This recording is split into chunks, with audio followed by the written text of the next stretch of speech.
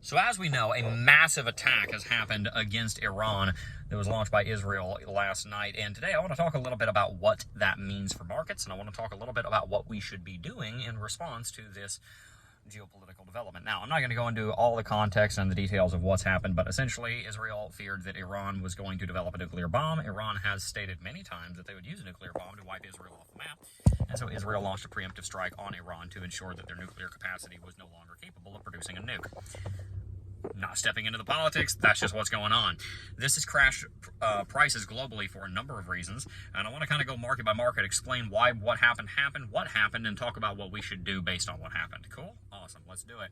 Oil prices went up. Why? Very simply, if the United States steps in to support Israel, then Iran has a trump card. It's called the Strait of Hormuz. If you look on a map, you look at the Persian Gulf, you're going to find every single nation around the Strait of around the Persian Gulf, Saudi Arabia, Kuwait, the UAE, all of them, Iraq and Iran, the oil and gas exporters export onto LNG tankers for the liquid natural gas and onto crude oil tankers in the Persian Gulf to export to global markets. About 30 to 40% of natural gas, oil and gas exports, and the oil gets onto ships in the Persian Gulf, goes through the Strait of Hormuz, and leaves to global markets. The reason oil prices went up is because if the United States supports Israel in any way, Iran has the ability to say any ship going through the Strait of Hormuz is going to get blown out of the water by a missile. This would obviously be an act of war, but when they already think that they might be under threat of complete and total regime annihilation from this air attack from Israel, they might be willing to do it. If they shut down the Strait of Hormuz, either by just blowing ships out of the water or threatening to do so, then you're going to end up doubling the price of crude, which is going to lead to a global shortage, which is going to lead to a massive crash in the stock market as the oil market goes up. Some people thought, oh, oil's going up, this is great. No, it's not. It's a terrible thing, and it's happening because of this possible threat that Iran could pull if it wanted to basically get the entire world to bow down to its knees, bow down on their knees to Iran.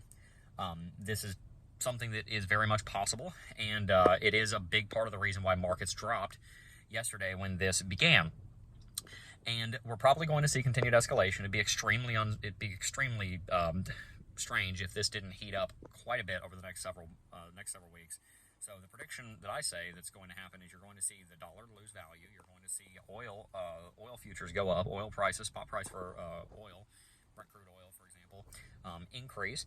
You're going to see the United States stock market take a bit of a hit, and you're also going to see Bitcoin suffer over the next couple of weeks as a result of this development. Now, gold's doing very well because it's already understood to be a hedge against inflation.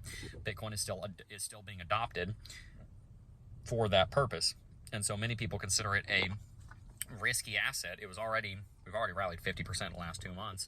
So a large number of people that are not long-term holders, but they're traders, took profits yesterday, and a lot of longs got liquidated because they had the perfect long setup up to 125, and they got liquidated because of geopolitical events that were unforeseen.